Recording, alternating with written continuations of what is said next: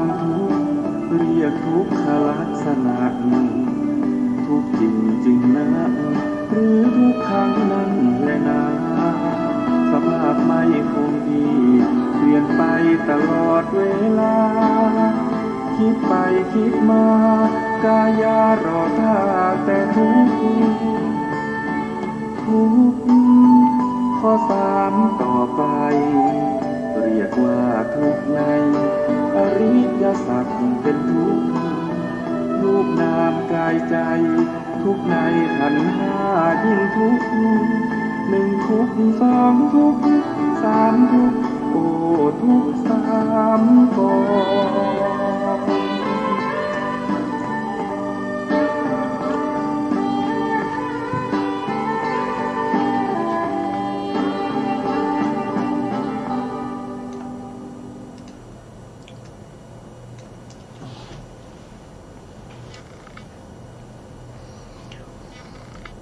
พุทธังสรณังคัจฉามิธัมมังสรณังคัจฉามิสังฆังสรณัง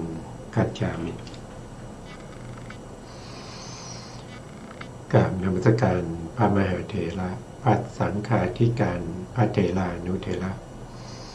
สวัสดีท่านผู้ฟังและผู้ชมทุกท่านกลับมาพบกับรายการพระไตรปิฎกดอยฟ้าครั้งนี้เป็นครั้งที่2ในเรื่องของการสรุปกายานุปัสสนานุปัสสฐานกายานุปัสสนาสติปัฏฐานครับซึ่งการที่เราศึกษาในเรื่องของกายานุปัสสนาสติปัฏฐานก็จบไปแล้วตอนนี้เราก็กำลังสรุปเนื้อหาที่เราได้เรียนมาจากครั้งก่อนๆครับซึ่งครั้งที่แล้วก็ได้พูดถึงในเรื่องของอานิสงส์ได้เรื่องของอานิสงส์ของการเจริญสติปัฏฐาน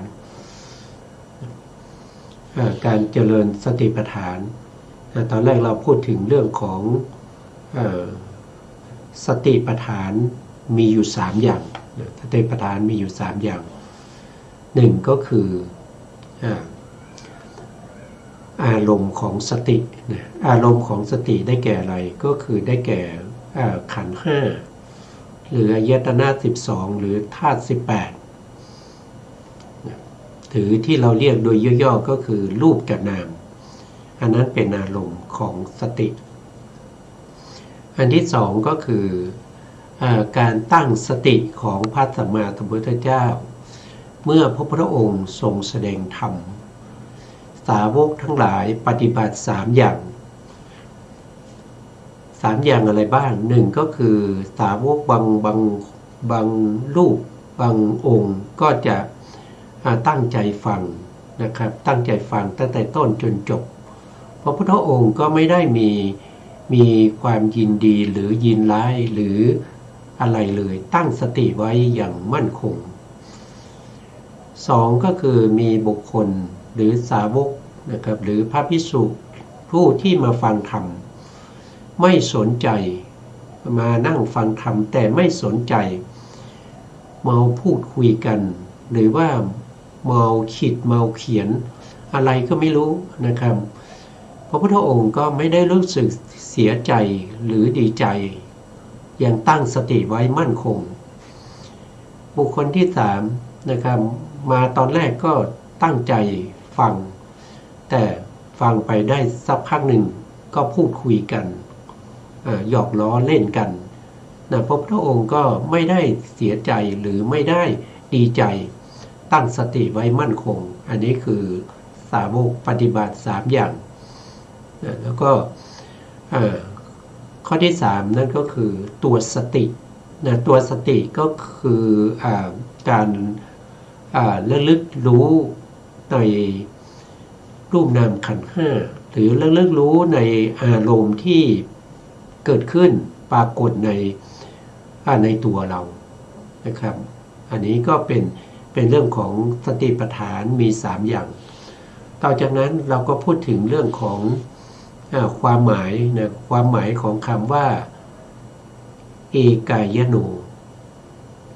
เอกายโนหรือทางสายเอกนั้นมีความหมายว่าอย่างไรท่านก็บอกว่าหนึ่งก็คือเป็นทางสายเดียวไม่ใช่ทางสองสายอันนี้คือความหมายของคำว่าทางสายเอกสองก็คือทางนี้จะต้องไปคนเดียวจะไปเป็นคู่ไม่ได้นะครับต้องปฏิบัติคนเดียวต้องไปคนเดียวสามก็คือ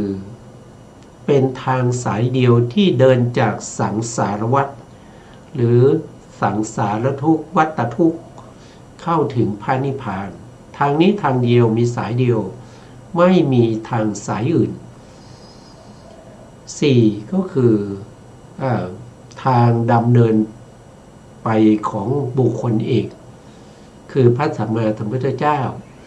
ทางนี้เป็นทางที่พระสัมมาสัมพุทธเจ้าเป็นผู้ที่สร้างขึ้นมานั้นก็คือหมายถึงว่าเดิมทีเนี่ยทางนี้ไม่มีนะครับไม่มีเมื่อพระพุทธเจ้าอุบัติขึ้นมาพระพุทธองค์ก็ได้เดินทางนี้แล้วก็ได้ตรัสรู้เป็นพระอรหันตสัมมาสัมพุทธเจ้าแล้วก็แนะนำสั่งสอนสาวกทั้งหลายให้เดินตามในทางนี้ก็สามารถที่จะเข้าถึงมรรคผลนิพพานได้เหมือนกัน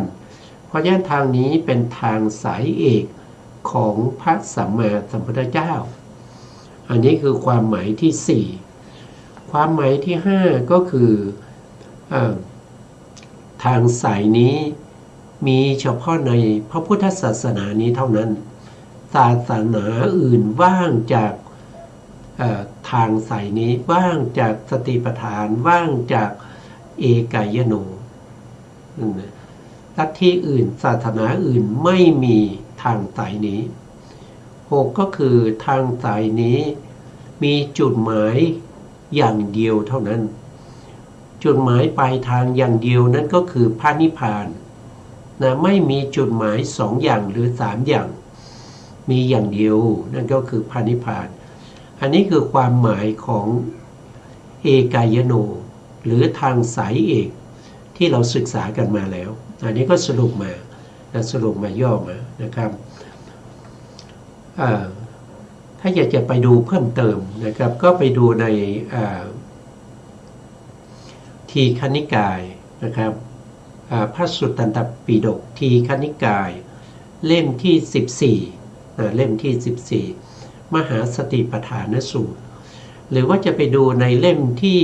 17มัชฌิมนิกายก็คือสติปัฏฐานสูตรก็ไปศึกษาเพิ่มเติมได้นะครับต่อมาเราก็มาศึกษาในเรื่องของอานิสงส์การเจริญสติปัฏฐานมีอยู่7ประการด้วยกันอันนี้มี7ประการนะครับทางนี้หรือการเจริญสติปัฏฐานนี้เพื่อความหมดจดวิเศษของสัตว์ทั้งหลายหมดจดคือหมดจดจากอะไรท่านบอกว่าหมดจดจากกิเลสหมดจดจากรากเหง้าของโลภะและก็บริวารของโทสะแล้วก็บริวารโทสะ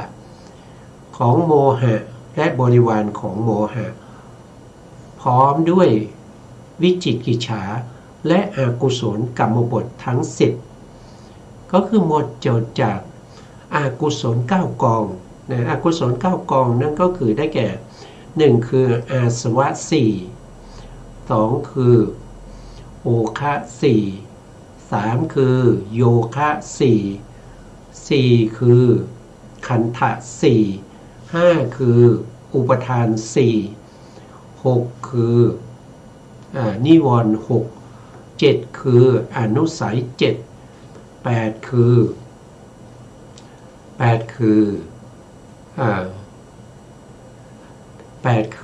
สังโยชน์นะครับสังโยชน์10สังโยชน์10 9ก็คือกิเลส10นะถ้าใครเดินทางนี้ถ้าใครปฏิบัติทางนี้ผู้นั้นจะเข้าถึงความบริสุทธิ์จากกิเลสทั้งหลายบริสุทธิ์จากโลภะโทสะโมหะ แล้วก็อกุศลกรรมบททั้งหลายก็จะถูกกำจัดด้วยการเดินหรือการปฏิบัติในสติปัฏฐาน4อันนี้คือข้อที่1นะครับที่เราได้จากการปฏิบัติสติปัฏฐาน4เราศึกษามาจนจบแล้วในเรื่องของกายานุปัสสนาสติปัฏฐานบางท่านอาจจะเข้าถึงความหมดจดวิเศษแล้วหรือไม่ก็ไม่รู้เนี่ยก็อยู่ที่ตัวเองนะครับเป็นผู้ที่จะรู้เองไม่มีใครที่จะรู้นะครับนอกจากตัวเองเท่านั้นที่จะรู้นะเจริญสติปัฏฐาน4นะครับประกาศได้อานิสงส์ข้อที่2นั่นก็คือ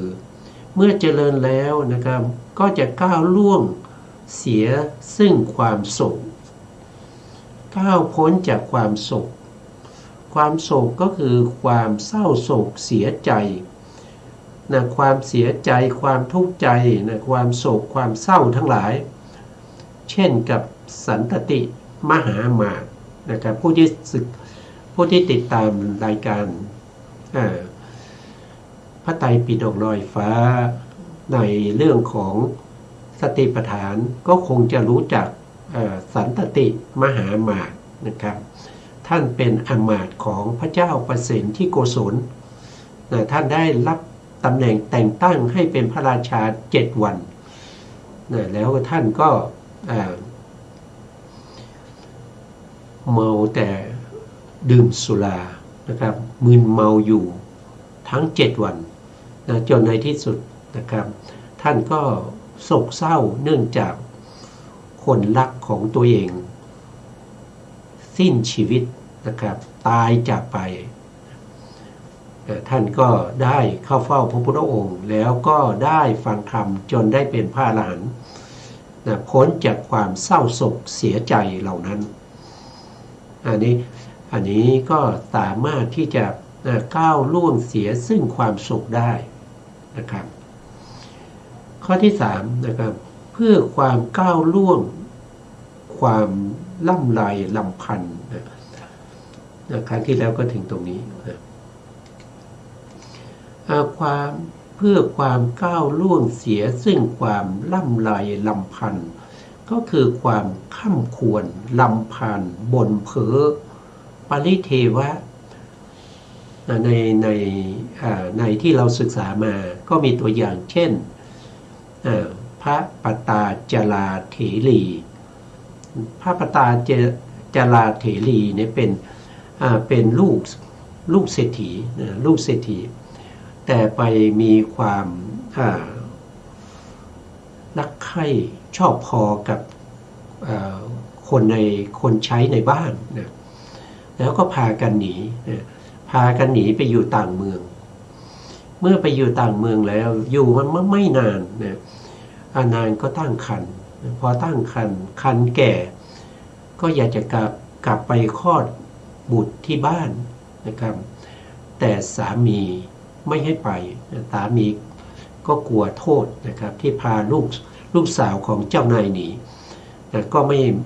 ไม่อยากให้ไปไม่อยากให้ไปพอไม่อยากให้ไปนางก็หนีไปนางก็หนีไปเพื่อจะกลับไปคลอดบุตรที่บ้านเดิมของนางพอไปได้ระหว่างทางนะครับนางก็คลอดลูกนะครับสามีรู้ข่าวก็ตามมานะครับก็มาพบว่านางคลอดบุตรแล้วนะคลอดบุตรแล้วก็ไม่จำเป็นที่จะต้องกลับบ้านแล้วนะครับก็พากันกลับมาพอกลับมาแล้วไม่นานนะครับได้ปี2 ปีก็ตั้งท้องใหม่นะครับทีนี้ก็นางก็จะกลับบ้านนะสามีก็ห้ามนะพอสามีไปทำงานนางก็ออกจากบ้านเพื่อจะกลับไปยังบ้านเดิมพ่อแม่เพื่อจะไปคลอดบุตรนะพอไปสามีกลับมาสามีก็ไม่พบก็ตามไปก็พบว่านางกำลังปวดท้องกำลังจะคลอดบุตรนะแล้วพอระหว่างทางตรงนั้นเนี่ยฝนก็ตกหนักพอฝนตกหนักเนี่ยสามีก็ หาไปหาใบไม้ไปหาไม้ต่างๆมาทำเป็นเดือนทำเป็นเรือนพักให้นางนะพอไปแล้วเนี่ยก็ไปยืนอยู่บนจอมปลวกเพื่อจะตัดใบไม้ฝนตกนะครับเหงื่อก็ไหลไปกับน้ำฝนแล้วเข้าไปในรูของงูแต่งูพิษก็เลื้อยออกมาแล้วก็กัดสามีของนางตายอยู่บนจอมปลวกนางก็คลอดบุตรนะครับแล้วก็บุตรคนโตนะครับก็มาด้วยนะบุตรคนเล็กก็กำลังคลอดออกมานะครับตลอดทั้งคืนฝนตกหนักนะนางก็เอาลูกนะครับเอาลูกคนเล็กเนี่ยไว้ที่อกนะครับแล้วก็คว่ำหน้าลงนะครับเพื่อป้องกันฝนให้แก่ลูกนะพอฝนหยุดตอนเช้านะนางก็ว่าสามีเราไปตั้งแต่เมื่อคืนยังไม่กลับนะก็เลยตามไปดูนะครับตามไปดูก็พบว่าสามีถูกงูกัดตายแล้วนะครับนางก็เสียใจนะเสียใจข้ามควรว่าเราไม่น่าจะมาเลยนะมาเพื่อจะไปคลอดบุตรเนี่ยเพื่อจะไปคลอดบุตรที่บ้านทำให้สามีต้องตายหลังจากนั้นเราก็ไม่มีประโยชน์อะไรที่จะกลับไปที่อยู่เดิมนะสามีก็ตายแล้วนะเราควรจะกลับไปบ้านพ่อแม่ดีกว่านะครับก็พาลูกคนหนึ่งก็จุงมืออีกคนหนึ่งก็อุ้มนะแล้วก็เดินทางกลับนะพอกลับไปนะครับไปถึงฝั่งแม่น้ำนะแม่น้ำน้ำก็ฝนตกเมื่อคืนน้ำก็มากนะน้ำก็มากก็จะข้ามไปได้ลำบากนะก็เลยไม่รู้จะทำยังไงนะครับคิดไปคิดมาก็คิดว่าเอาลูกคนเล็กเนี่ยข้ามไปก่อนนะครับแล้วลูกคนโต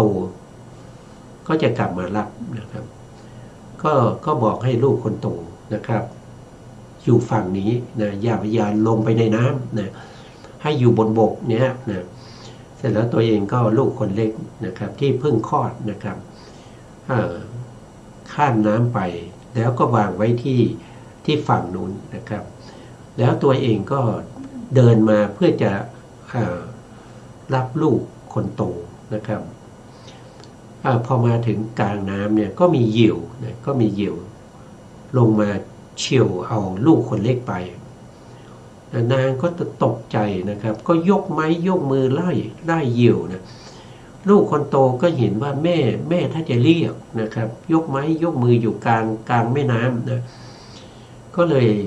ลงมานะครับลงมาในแม่น้ำถูกน้ำพัดไปนะครับหายไปกับตานะนางก็ไม่รู้จะทำไงสามีก็ตายนะลูกคนเล็กก็ถูกเหยี่ยวเฉี่ยวไปลูกคนโตก็ถูกน้ำพัดไปข้ามควรไปนะครับก็กลับไปบ้านพ่อแม่แล้วก็ไปใกล้จะถึงแล้วนะครับก็เห็นคนเขาเดินมานะก็เลยถามว่าบ้านเศรษฐีหลังนั้นตอนนี้อยู่ไหนยังไงนะเขาก็บอกว่าเมื่อคืนนี้ฝนตกหนักแล้วก็ฟ้าผ่านะครับบ้านเศรษฐีถูกฟ้าผ่าแล้วก็เศรษฐีภรรยาก็ตายนะครับแล้วก็ลูกชายก็ตายทั้ง3คนเนี่ยตอนนี้เขาเอาไปชาปนกิจแล้วเนี่ยเขากำลังทำชาปนกิจอยู่นะพ่อแม่ก็ตายพี่ชายก็ตายโอ้นางรู้อย่างนั้นนะครับก็ค่ำควรนะครับบ่นเพ้อจนขาดสตินะขาดสติจนไม่ได้สติสตังค์นะครับก็เดินเปะปะไปเรื่อยๆนะร้องไห้ไปนะครับจนในที่สุดผ้านุ่งทั้งหลายนะครับก็หลุดกลายเป็นชีเปื่อยนะครับด้วยบุญเก่านะครับนางก็เดินไปโดยไม่ตั้งใจนะก็เข้าไปในวัดพระเชตวันนะครับ ในขณะนั้นนะครับประชาชนเขากำลังฟังธรรมกันอยู่นะพระพุทธองค์กำลังแสดงธรรมอยู่นางก็เข้าไปในบริเวณนั้นนะพวกที่ฟังธรรมก็เห็นเป็นคนบ้านะครับแล้วก็ไม่นุ่งผ้านะก็ไล่ไปนะพระพุทธองค์ก็บอกว่าอย่าไปไล่นางเลยนะให้นางเข้ามาเถอะนะแล้วมีเขาก็เอาผ้านะครับเอาผ้าไปห่มให้แก่นางนะครับนางก็ไม่ห่มผ้านะครับก็เดินมาทบซับโซเซเดินมานะพอมาใกล้พระพุทธองค์ก็เรียกว่าปตาจาราเธอจงมีสตินะนางได้ยินพระดำรัสของพระสัมมาสัมพุทธเจ้านะนางก็รู้สึกตัวขึ้นมานะพอรู้สึกตัวขึ้นมานางก็เกิดความละอายไม่ได้นุ่งผ้านะครับเขาก็โยนผ้าให้นางก็ห่มผ้านะครับห่มผ้าเสร็จพระพุทธองค์ก็แสดงธรรมถึงเรื่องของความตายนะครับมันก็เป็นอย่างนี้เองนะครับมันไม่ได้เกิดมาแล้วไม่มีใครไม่ตายนะครับเมื่อนางฟังธรรมที่พระพุทธองค์แสดงแล้วตั้งแต่เจริญสติปัฏฐานนะครับแล้วนางก็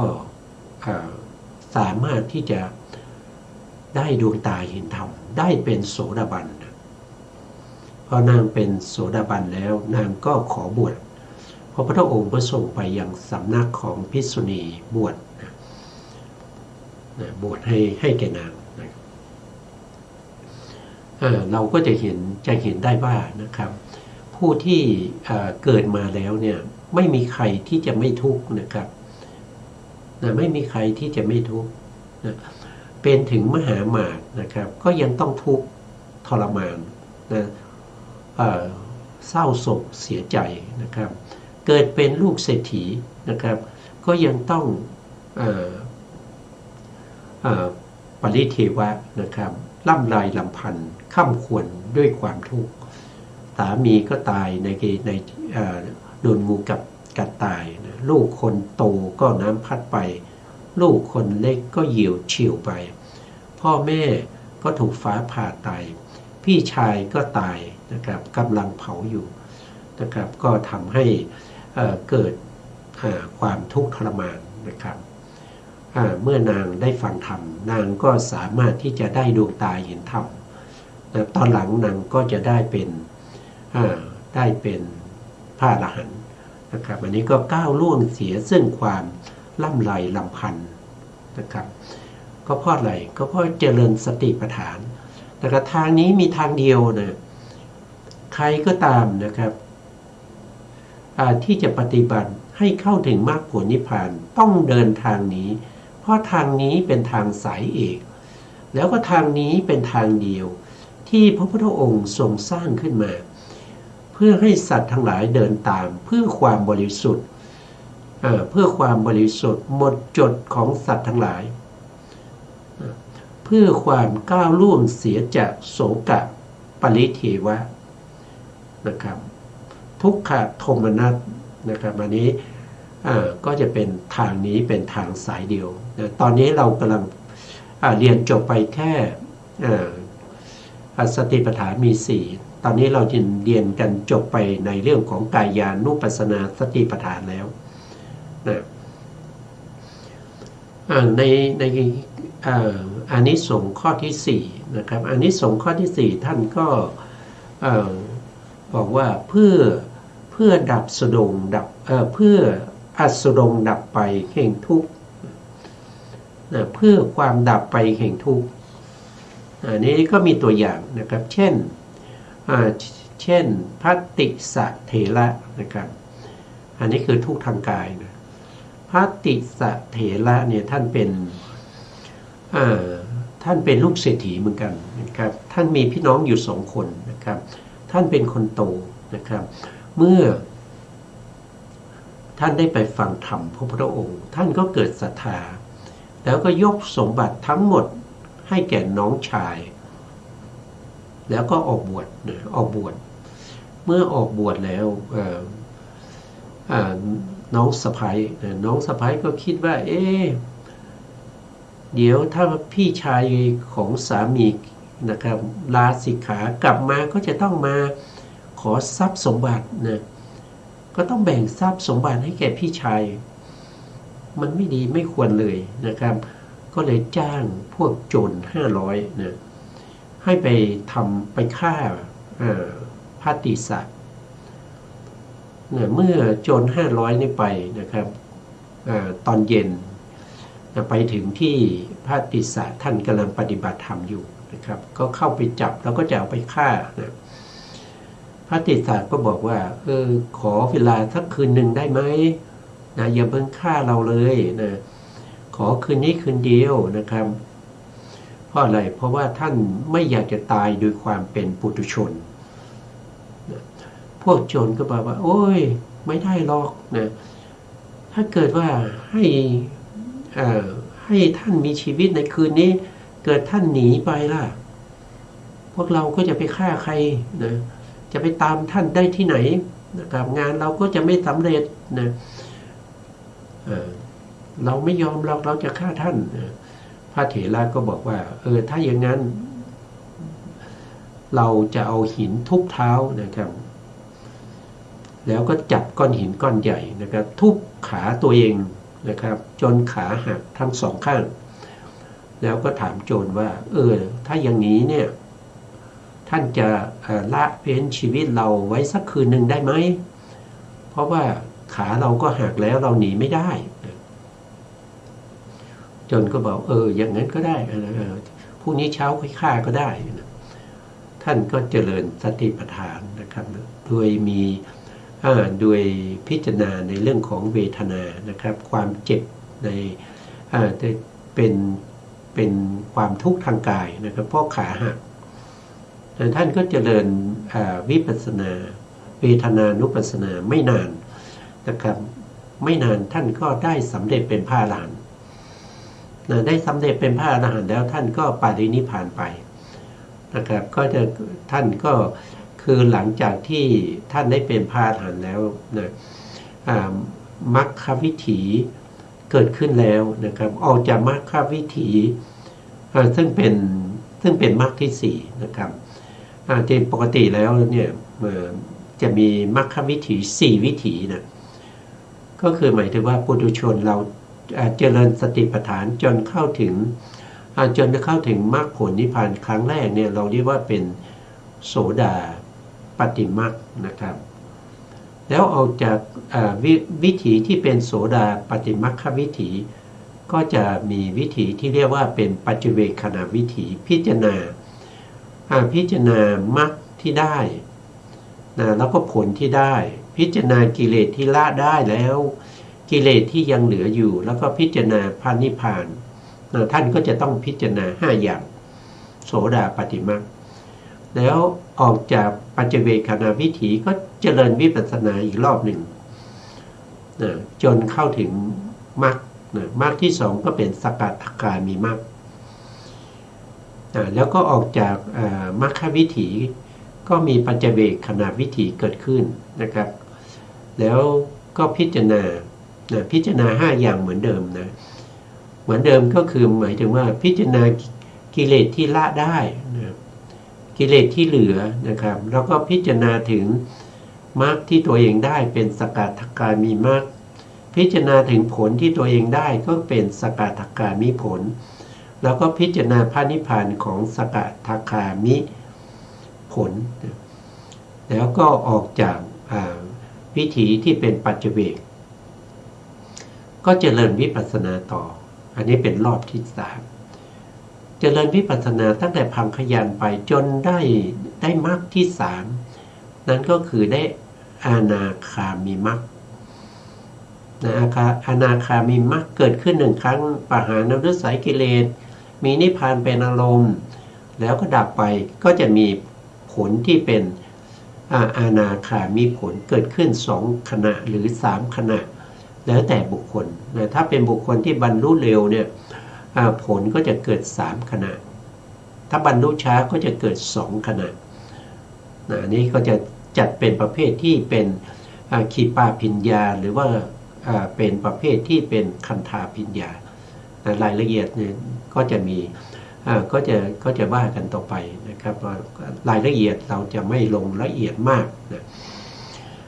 พอได้เป็นพระอนาคามีแล้วพิจารณาปัจเจเวกแล้วนะครับก็เจริญวิปัสสนาต่อนะครับได้มากครั้งที่4ก็เป็นพระอรหันต์พอเป็นพระอรหันต์แล้วนะครับออกจากอรหันตวิถีแล้วก็เจริญปัจเจเวกนะครับก็จะมีปัจเจเวกขณะวิถีเกิดขึ้นพระอรหันต์ก็จะพิจารณาปัจเจเวกอยู่4อย่างนะไม่เหมือนกับโสดาบันสกทาคามีและอนาคามีต้องพิจารณา5อย่างนะพระอรหันต์พิจารณา4อย่างนั้นก็คือได้แก่กิเลสที่ละได้อรหันตมรรคอรหันตผลแล้วก็พระนิพพานท่านจะไม่มีกิเลสที่เหลือให้พิจารณาเมื่อท่านพิจารณาเสร็จออกจากปัจเจเวกขณะวิถีที่เป็นเขาเรียกว่าเป็นมรณาสันนวิถีก็เป็นวิถีสำหรับ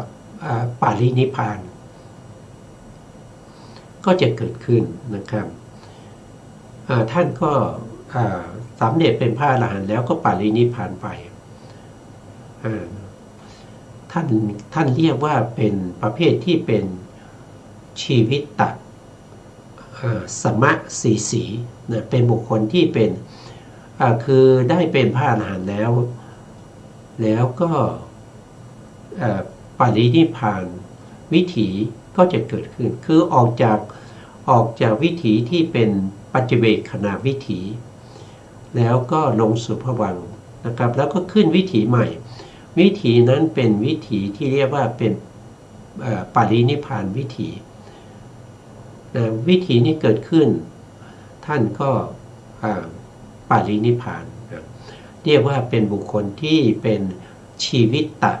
สมะสีก็คือหลังจากได้อรหันตมรรคแล้วก็ปรินิพพานนี่ก็คือความทุกข์นะครับพ้นจากทุกข์กายทุกข์กายที่ตัวเองขาหักนะครับต้องเอาหินมาทุบขาเพื่อจะเป็นประกันให้แก่โจรว่าจะไม่หนีไปนี่ก็พ้นไปแล้วนะพ้นไปแล้วไม่ต้องมาเกิดไม่ต้องมาทุบขาตัวเองอีกไม่ต้องมาทนทุกข์ทรมาน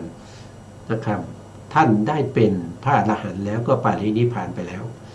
อันนี้ก็คือพ้นจากทุกข์นะครับหรือที่เรียกว่าเป็นเพื่ออัสดงดับไปแห่งทุกข์ท่านพ้นไปแล้วพ้นไปแล้วอานิสงส์ข้อที่5นะครับก็ท่านบอกว่าเพื่ออัสดงดับไปแห่งโทมนัสโทมนัสก็คือทุกข์ใจนะครับก็คือทุกข์ใจตามที่เราศึกษามานะครับในช่วงต้นๆนะครับในเรื่องของสติปัฏฐานช่วงต้นๆเนี่ยก็จะมีอยู่บุคคลอยู่2บุคคลที่มีความทุกข์ใจนะคนแรกก็คือได้แก่เท้าสกัดเท้าสกัดนี้เป็นจอมเทพนะเป็นจอมเทพอยู่ในชั้นดาวดึงส์นะเป็นอะไรเป็นจอมเทพนะอยู่ในชั้นดาวดึงส์หรือตาวติงสานะครับสวรรค์ชั้นที่2นะครับเท้าสกัดนะครับเท้าสกัดนี้เพลิดเพลินอยู่ใ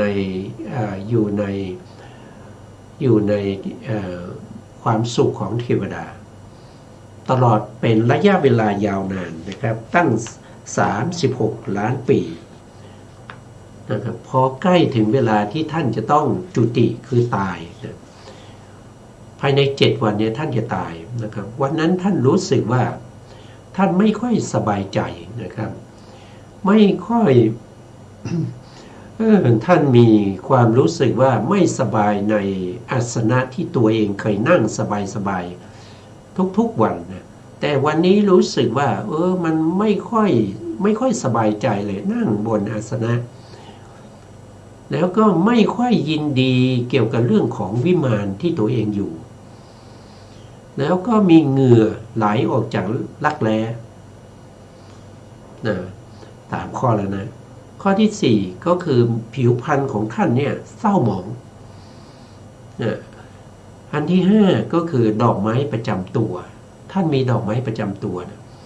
ดอกไม้ประจำตัวเนี่ยเหี่ยวเฉาท่านก็เห็นนิมิต5ประการนี้นะท่านก็รู้ว่าพอนิมิตปรากฏ5ประการนี้ท่านรู้ว่าท่านจะต้องจุติจากความเป็นเท้าสกะท่านก็พิจารณาดูว่าถ้าตายแล้วจะไปเกิดที่ไหนท่านก็เห็นว่าท่านจะต้องไปตกนรกนะท่านจะต้องไปตกนรกนะครับถูกทรมานอยู่ในนรกทีนี้ก็เกิดความทุกข์ใจนะครับเกิดโทมนัสอย่างใหญ่หลวงมาพิจารณาดูว่าใครล่ะที่จะช่วยเราได้นะครับช่วยเปื้องโทมนัสของเราได้พิจารณาดูแล้วไม่มีใครเลยนอกจากพระสัมมาสัมพุทธเจ้านะท่านก็พาบริวารนะครับมาเข้าเฝ้าพระพุทธองค์เมื่อมาเข้าเฝ้าพระพุทธองค์แล้วก็ถามปัญหาพระพุทธองค์15 ข้อนะครับเขาเรียกว่าเป็นสักกะปัญหานะครับน่าจะ15 ข้อนะครับพระพุทธองค์ก็ตอบปัญหาของท่านทีละข้อทีละข้อนะพอไปถึงข้อที่8นะไปถึงข้อที่8เนี่ยท่านก็ได้บรรลุเป็นโสดาบันพอได้บรรลุเป็นโสดาบันเนี่ยท่านก็ไม่ต้องไปตกนรกเพราะปิดประตูนรกแล้วนะพอได้เป็นโสดาบันนะกำลังจะถามปัญหาท่านก็จุติเลยครับได้โสดาบันก่อนนะครับแล้วออกจากปัจเจเวคขณะวิถีของโสดาบันแล้วท่านก็จุติก็คือตายแล้วก็ปฏิสนธิเกิดใหม่ท่านก็เกิดอยู่ที่เดิมนะครับก็เป็นเท้าสกะองค์ใหม่นะอยู่ที่เดิมท่านบอกว่านะครับผู้ที่รู้ว่าเท้าสกะเนี่ยเป็นองค์ใหม่ไม่ใช่องค์เก่าเนี่ยก็คือตัวของท่านเองแล้วก็พระสัมมาสัมพุทธเจ้านะครับมีอยู่2 คนเท่านั้นที่รู้ว่าเท้าสกะองค์นี้ไม่ใช่องค์เดิมเพราะเวลาที่เทวดานะครับจุติหรือตายเนี่ยจะไม่มีซากศพนะครับเขาเกิดด้วยโอปปาติกะก็คือเกิดผุดโตทันทีแล้วก็เกิดอยู่ที่เดิมด้วยเพราะฉะนั้นจึงไม่มีใครรู้ซากศพก็ไม่มีให้ดูนะครับแล้วก็เกิดด้วยโอปปาติกะนะไม่ใช่ต้องเป็นทารกมาก่อน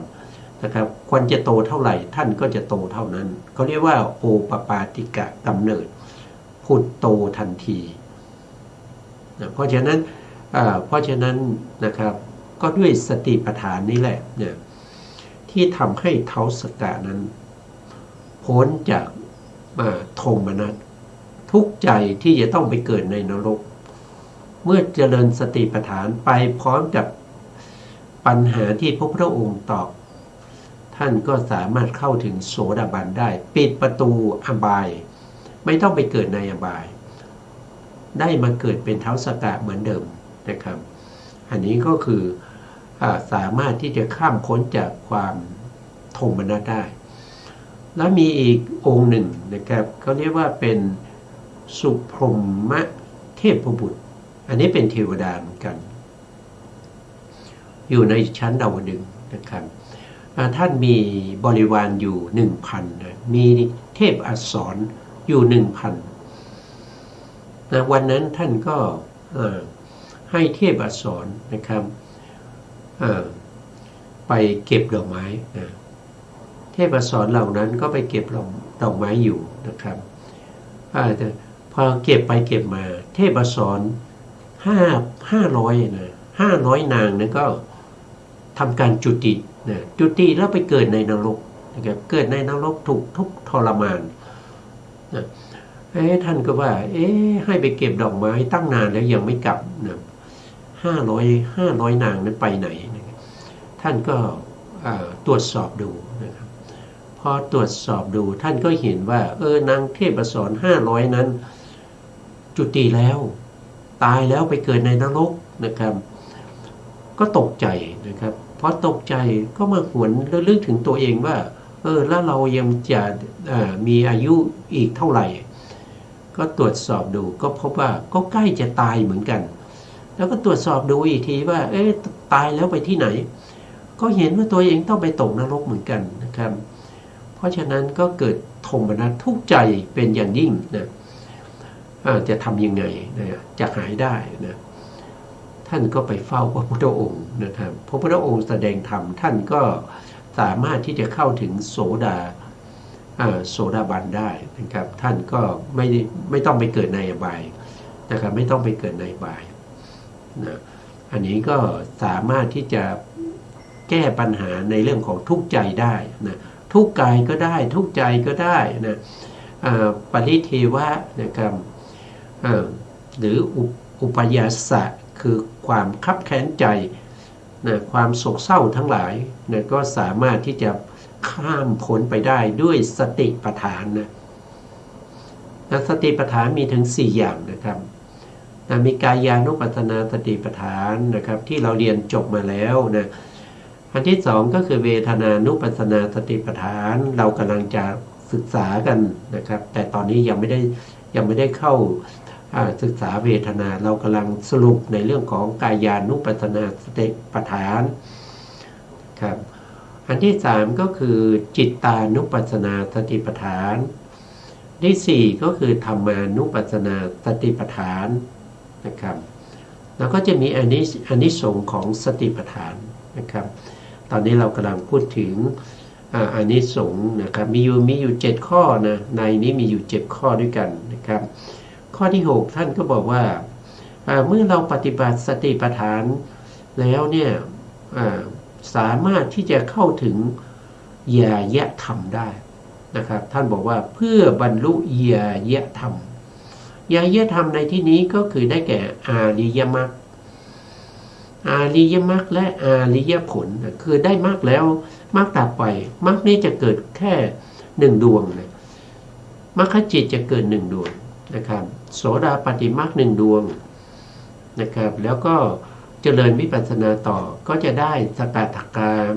มีมรรค1ดวงแล้วก็ดับไปแล้วเจริญสติปัฏฐานต่อก็จะได้อนาคามีมรรค1ดวงแล้วก็ดับไปแล้วก็เจริญสติปัฏฐานต่อก็จะได้อรหันตมรรค1ดวงแล้วก็ดับไปมรรคจิตจะเกิดแก่บุคคลนั้นได้สูงสุดแค่4ดวงนะครับได้แค่4ดวงแต่เมื่อมรรคจิตดับไปผลจิตก็จะเกิดอย่างเช่นโสดาปัตติมรรค1ดวงดับไป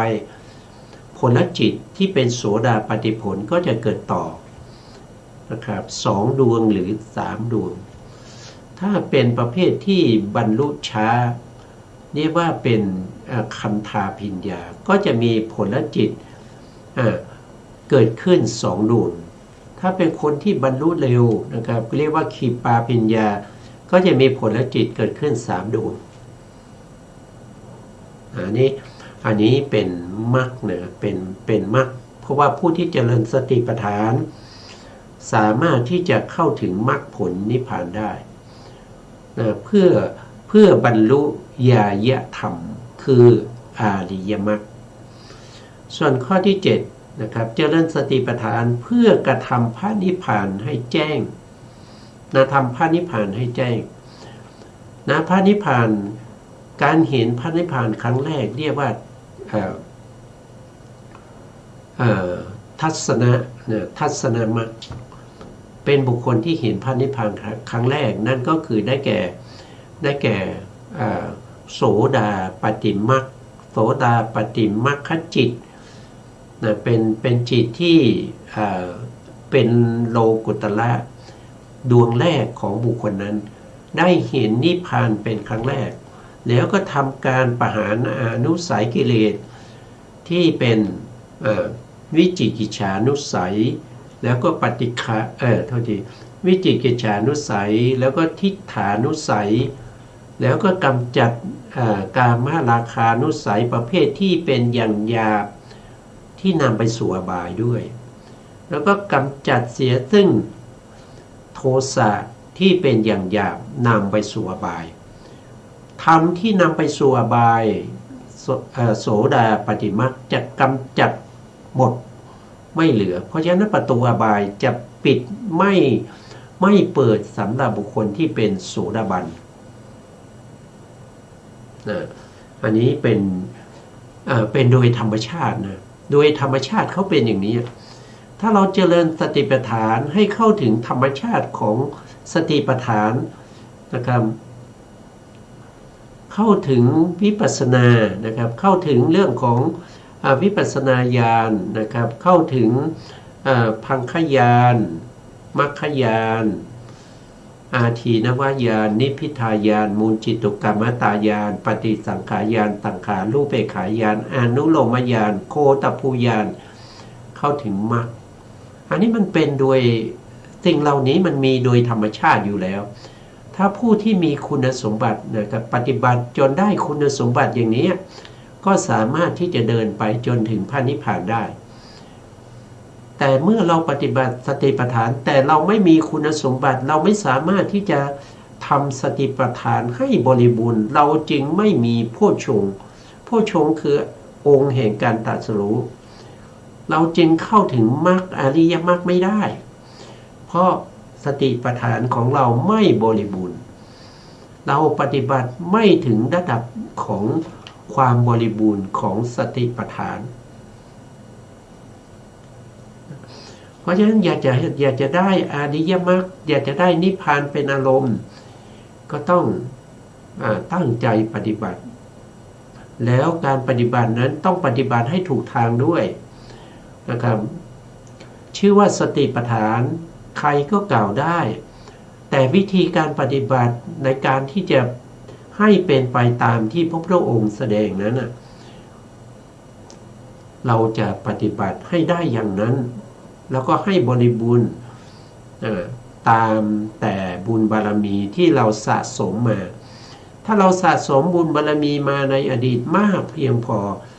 เราก็เจริญสติปัฏฐานในภพนี้ไม่ต้องมากมายเท่าไหร่แต่ถ้าเรามีบุญบารมีในอดีตนี่มันน้อยการที่เรามาประพฤติปฏิบัติสติปัฏฐานในภพนี้เราก็จะต้องใช้ความสามารถอดทนวิริยะสูงในการที่จะสะสมบารมีที่เรามีอยู่น้อยนี้ให้มากขึ้นจนสามารถเข้าถึงมรรคผลนิพพานได้เป็นหนทางได้นะครับเป็นวิธีการได้สำคัญที่สุดนั่นก็คือจะต้องมีความรู้ความเข้าใจแล้วก็จะต้องปฏิบัติให้ถูกทางตามที่พระพุทธเจ้าแสดงนะไม่ใช่ชื่อว่าปฏิบัติสติปัฏฐานแต่วิธีการปฏิบัตินั้นไม่เป็นไปตามที่พระพุทธองค์แสดงอย่างนั้นไม่มีโอกาสทำจนตายก็ไม่มีโอกาสที่จะได้มรรคได้ผลก็ต้องศึกษาทำความรู้ความเข้าใจในสิ่งที่เราจะยึดถือปฏิบัติให้เป็นไปตามที่พระพุทธองค์แสดงถึงจะเข้าถึงมรรคผลนิพพานได้นะอันนี้เราก็พูดถึงในเรื่องของอานิสงส์นะครับตรงนี้ท่านก็บอกว่านะครับในพระสุตตันตปิฎกทีฆนิกายมหาวรรคนะครับหน้าที่254อานิสงส์การเจริญสติปัฏฐานในข้อธรรมข้อที่300เราก็ไปดูในข้อธรรมข้อที่300ท่านว่ายังไงนะครับเราก็มาดูนะในข้อธรรมข้อที่300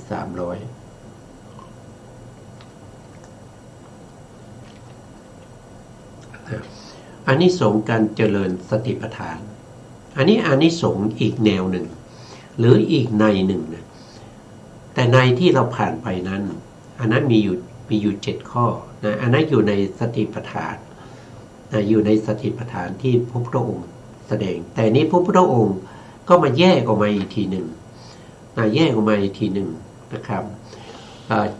เป็นข้อธรรมข้อที่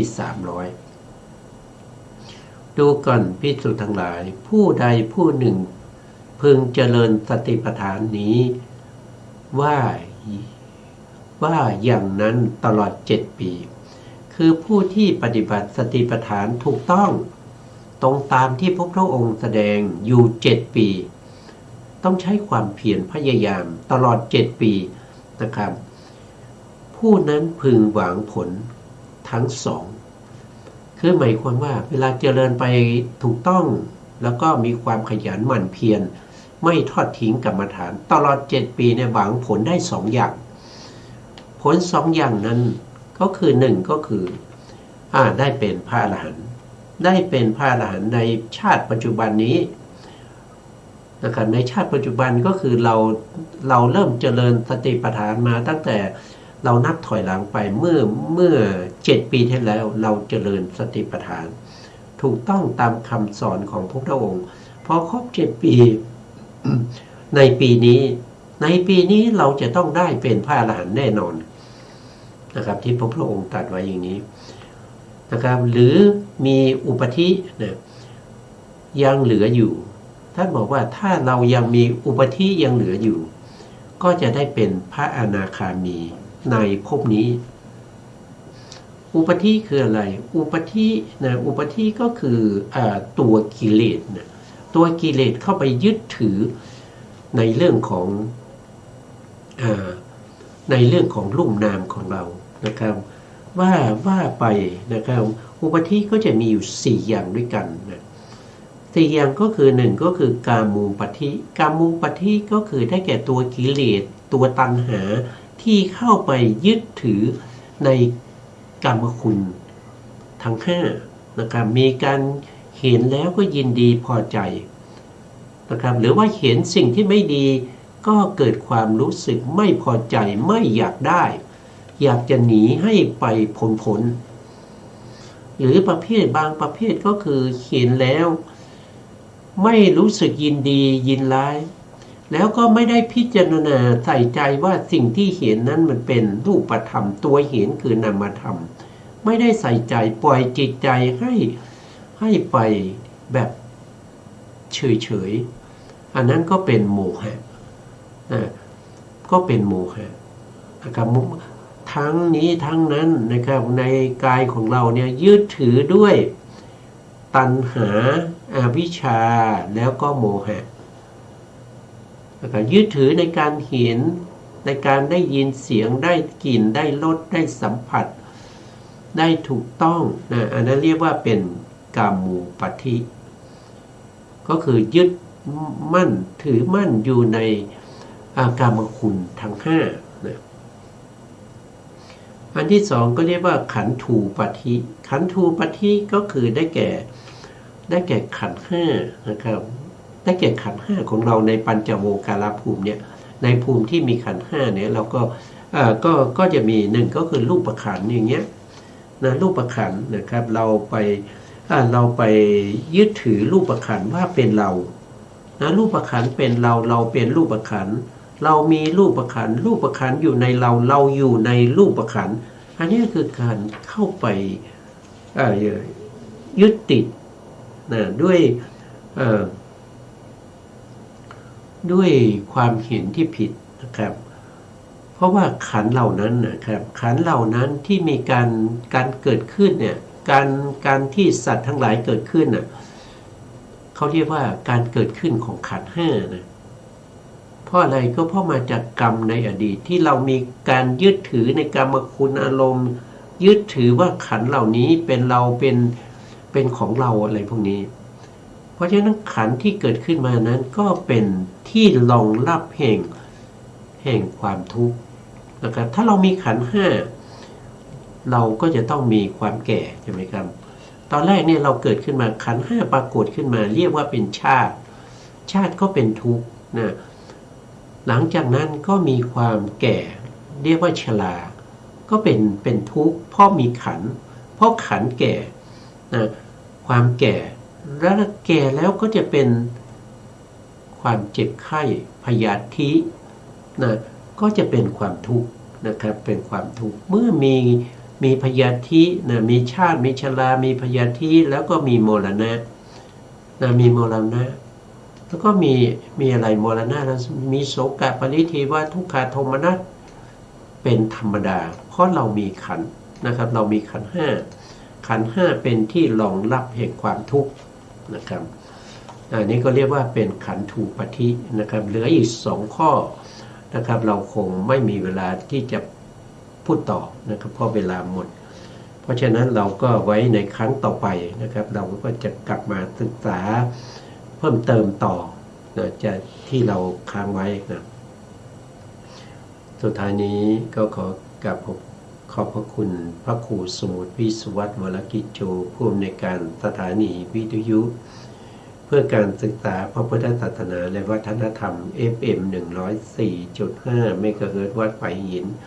จังหวัดเชียงใหม่และขอกราบขอบพระคุณพระครูปริยัติยานุศาสตร์ขอบคุณท่านผู้ฟังและผู้ชมทุกท่านนะครับที่ให้เกียรติติดตามในรายการพระไตรปิฎกลอยฟ้า